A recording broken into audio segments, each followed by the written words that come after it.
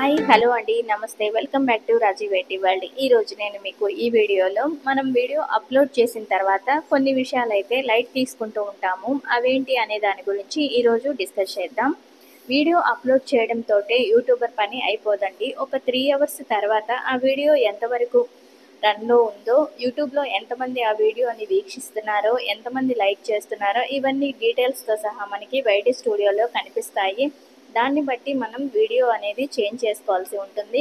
Video అంటే upload చేసిన video కాదండి, దానికి మనం ఇచ్చిన డిస్క్రిప్షన్, టైటిల్స్, ట్యాగ్స్ వంటివి మనం చేంజ్ చేసుకోవచ్చు. థంబ్నెయిల్ కూడా 3 టైమ్స్ అయితే మనం చేంజ్ చేసుకోవడానికి ఇదివరకు ఉండేది. ఇప్పుడైతే ఎప్పటికప్పుడు మనం ప్లస్ బటన్ యాడ్ చేసుకుంటూ మనకు కావాల్సిన పిక్ని అయితే షేర్ చేసుకోవాల్సి ఉంటుంది.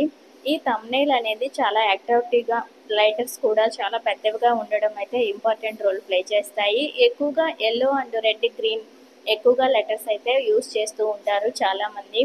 సో థంబ్నెయిల్తో పాటు టైటిల్స్ కూడా, డిస్క్రిప్షన్ కూడా, ట్యాగ్స్ కూడా మనం చెక్ చేసుకుంటూ ఉండాలి. అంతేకాకుండా కార్డ్స్ అనేవి మనం యాడ్ చేయాలి, ఎండ్ స్క్రీన్ అనేవి యాడ్ చేయాలి. ఇలాంటి విషయాలన్నీ కూడా నేను సపరేట్గా వీడియోలు అయితే చేసి పెట్టానండి.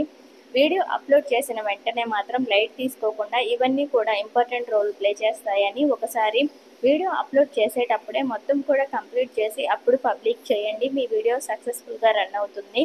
మరి ఈ వీడియో మీద మీ సదభిప్రాయం ఏంటో కామెంట్ సెక్షన్లో కామెంట్ చేయండి. ఇలాంటి వైటీ స్టూడియో అప్డేట్స్ కోసం ఎప్పుడు చూస్తూనే ఉండండి.